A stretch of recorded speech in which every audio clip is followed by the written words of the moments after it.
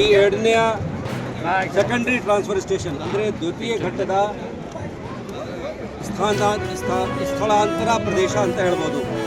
ಅಂದರೆ transfer station ಅದು ಏನಕ್ಕೆ ಅಂದರೆ ನಮ್ಮ ಆಟೋ ತಾವು ನೋಡ್ತಾ ಇರ್ತೀರಿ, ಆಟೋದಲ್ಲಿ ಕಸ ತಗೊಂಡು ದಾರಿಯಲ್ಲಿನೇ ಯಾವುದೊಂದು ನಮ್ಮ ಕಾಂಟ್ರಾಕ್ಟರ್ ಇರುತ್ತೆ ಹೇಳ್ತಂತ ಕೊಡ್ತಕ್ಕಂಥ ಅದರಲ್ಲಿನೇ ಕಸ ಹಾಕುವಾಗ ಸುಮಾರು ಸಮಸ್ಯೆ ಉಂಟಾಕೋದು, ರೋಡ್ ಮೇಲೆ ನಿಲ್ಲುವುದು, ಆಮೇಲೆ ವಾಸನೆ ಬರೋದಿರ್ತಕ್ಕಂಥ ಜನರಿಗೆ ಕಷ್ಟ ಉಂಟಾಗೋದು ಅಂತ ದೃಷ್ಟಿಯಿಂದ ಈ ನಮ್ಮ ನಗರದಲ್ಲಿ ಸುಮಾರು 5,000 ಟನ್ ಪ್ರತಿ ಕಸ ಬರುತ್ತದೆ.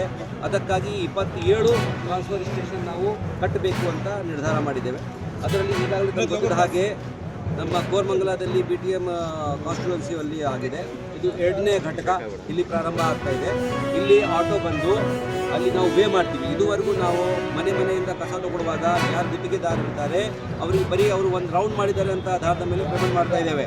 ಈಗ ಅವರಿಗೆ ಕಸ ಎಷ್ಟು ಮಟ್ಟಕ್ಕೆ ಎಷ್ಟು ಕ್ವಾಂಟಿಟಿ ತಂದಿದ್ದಾರೆ ಅಂತ ಮಾಡಿ ಇಲ್ಲಿ ಫಸ್ಟ್ ನಾವು ಅದಕ್ಕೆ ವೇ ಮಾಡ್ತೀವಿ, ತೂಕ ಮಾಡಿ ಆ ಆಟೋದಾರರಿಗೆ ಆ ಪ್ರಕಾರ ಪೇಮೆಂಟ್ ಮಾಡಲಾಗ್ತದೆ.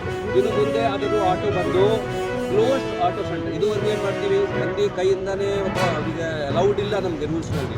ಆದರೂ ಸಹ ಅವರು ಎಲ್ಲಿಂದ ಅಲ್ಲಿ ಟ್ರಾನ್ಸ್ಫರ್ ಮಾಡಬೇಕಾದ್ರೆ ಕೈಯಿಂದ ಟಚ್ ಮಾಡೋದು ಇತ್ಯಾದಿ ಅದು ಏನೂ ಅವಶ್ಯಕತೆ ಇಲ್ಲ. ಈಗ ಆಟೋ ಅಲ್ಲಿ ಬಂದು ಇಲ್ಲಿನೇ ಟಿಪ್ಪರ್ ಆಗಿ ಟಿಪ್ ಆಗಿ ಇಲ್ಲಿಗೆ ಬರುತ್ತದೆ. ಆ ಟಿಪ್ ಆಗಿರುವ ಕಸವನ್ನು ಈ ಥರ ಇರ್ತಕ್ಕಂಥ ದೊಡ್ಡದು ಕ್ಯಾಪ್ಸೂಲ್ನಲ್ಲಿ 20 ಕ್ಯೂಬಿಕ್ ಮೀಟರ್ ಸುಮಾರು 18 ಟನ್ ತಗೊಳ್ಳೋದಕ್ಕೆ ಇದಕ್ಕೆ ಶಕ್ತಿ ಇದೆ.